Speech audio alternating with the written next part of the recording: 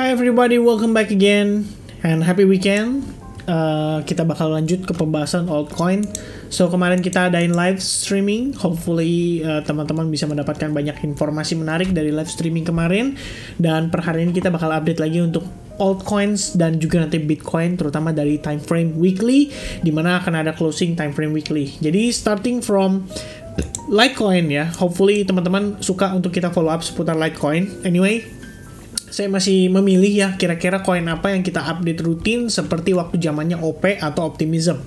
Hopefully teman-teman bisa ngasih saya pendapat dan sekiranya pendapat itu juga diiringi dengan hasil research. Seperti misalnya kemarin ada yang bilang sama saya bahwa Litecoin itu bagus kok, soalnya biasanya dia menjelang halving akan ada yang namanya penguatan. Jadi kalau teman-teman cek di Coin Market Calendar, sebenarnya memang kita bisa cek ya bahwa ada beberapa koin yang memiliki event cukup signifikan. Jadi kalau di sini kalian lihat 3 sih sebenarnya take note. Yang pertama ada koin Atom, kemudian ada Filecoin, dan ada Litecoin. Litecoin itu akan ada block halving, dan so far saya ngecek research ya berdasarkan historical movement ya. Memang Litecoin every time dia halving itu biasanya menjelang dan saat setelah halving itu kecenderungan harganya menguat ya. Jadi perlu diketahui kenapa hal tersebut bisa berpotensi terjadi, karena Litecoin sendiri itu punya maksimal supply ya. Jadi ada maksimal supply senilai 84 juta koin, dan setelah di halving ya bisa dibilang lebih kurang mirip lah dengan skenario pada Bitcoin. Jadi in the end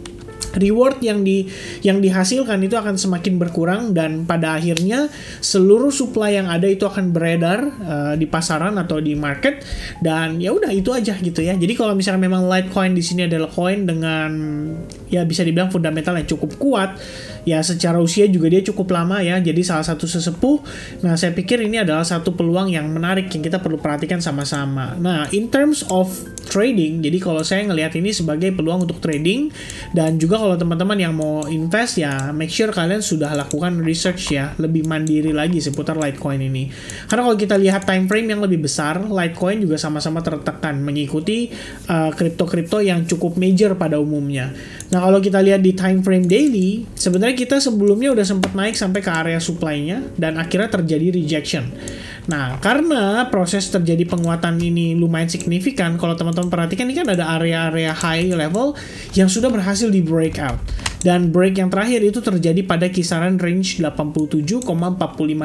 Habis itu dia ketahan ya berkali-kali di supply zone-nya. Nah cuman hari ini dan kemarin kita sama-sama lihat Litecoin lagi-lagi juga ketahan di area yang lebih kurang sama. Nah, saya pikir di sini memang terdapat area support yang saat ini ya bisa dikatakan merupakan area pentingnya dia. Kalau sebelumnya ini adalah area resistance, sekarang area tersebut jadi support, dan so far memberikan reaksi pada Litecoin udah untuk bertahan di atas level itu at least sebanyak 3 kali ya. Di sini ada candle pada tanggal 9 Februari, kemudian ada rejection juga pada tanggal 13 Februari, dan terakhir itu tanggal 24 Februari. So far selama bulan Februari itu terjadi beberapa kali retest terhadap level atau area tersebut.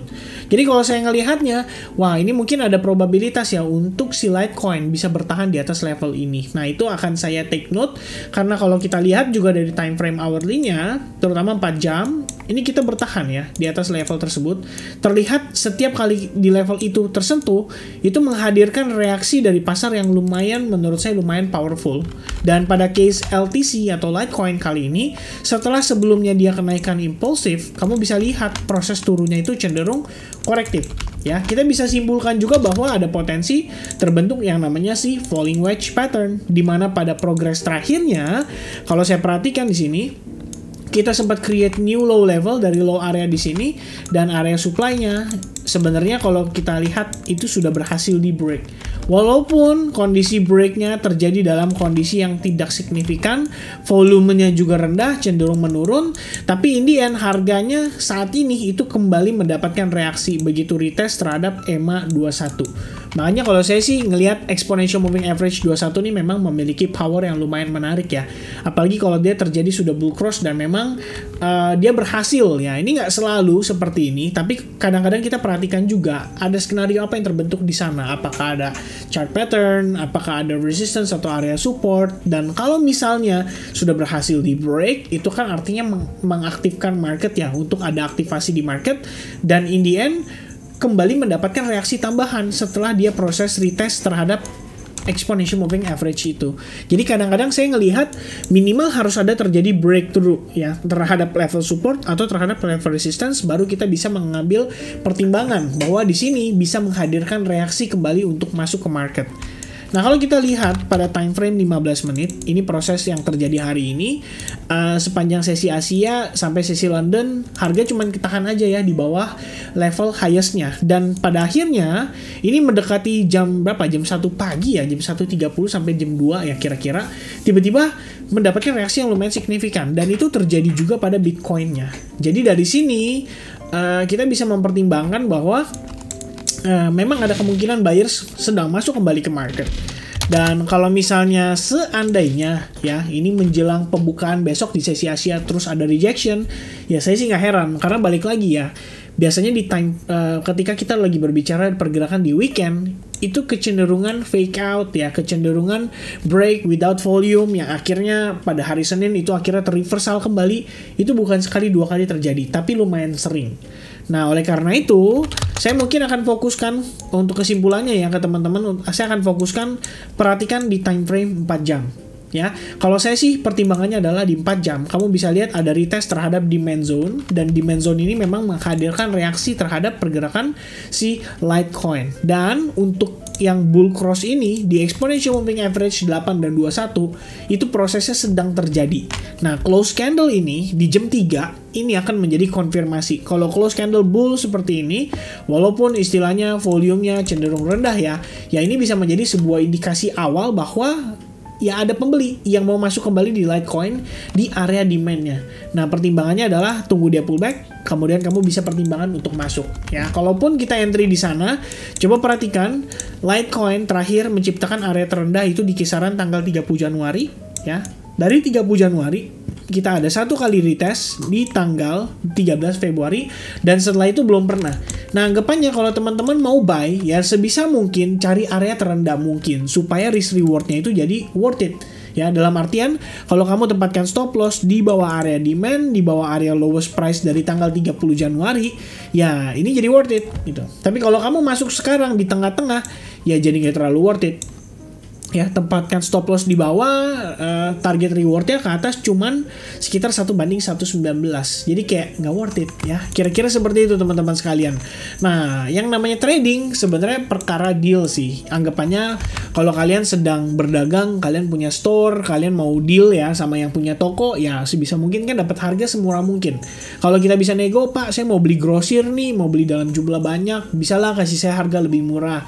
Ya, trading menurut saya lebih kurang sama seperti itu. Jadi pada prinsipnya kita mencari opportunity untuk beli dengan harga serendah mungkin supaya resiko kita itu semakin kecil. Ya, sementara reward yang kita bisa dapatkan itu semakin besar.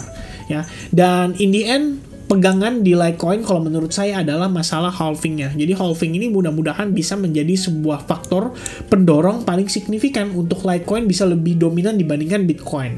Jadi kalau teman-teman ngecek juga mungkin Litecoin terhadap Bitcoin ya, LTC BTC, kamu bisa lihat comparisonnya dari sini juga. Ibaratnya apakah Litecoin itu mendominasi dari pergerakan Bitcoin. Dan so far seperti yang kita lihat ya, ini ada peningkatan yang lumayan signifikan dalam artian kalau misalnya somehow Litecoin bisa bertahan seperti ini, ya, kalaupun ya istilahnya dia breakdown tapi dia cuman sekedar create lower higher low kemudian dia rebound lagi, ini berarti sebenarnya cenderung positif. Artinya pergerakan Bitcoin itu terhadap Litecoin nggak akan terlalu berpengaruh dan hopefully ini bisa sustain ya untuk pergerakan Litecoin ke depannya, terutama saat menjelang halving.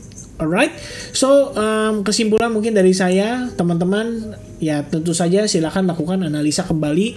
Tapi kalau dari saya ngelihat Litecoin secara sentimen, secara price action itu sangat mendukung untuk dia bisa kembali bullish. Tinggal pertanyaannya adalah mencari timing terbaik untuk entry dan itu menurut saya adalah tugasnya teman-teman juga. Alright, so I think that's it everyone. God bless. Sampai ketemu lagi di update berikutnya and I'll see you guys again soon. Ya, 2 kali jadi ngomongnya ya. Oke, I think that's it everybody. God bless and happy trading. Goodbye guys. Cheers. Bye.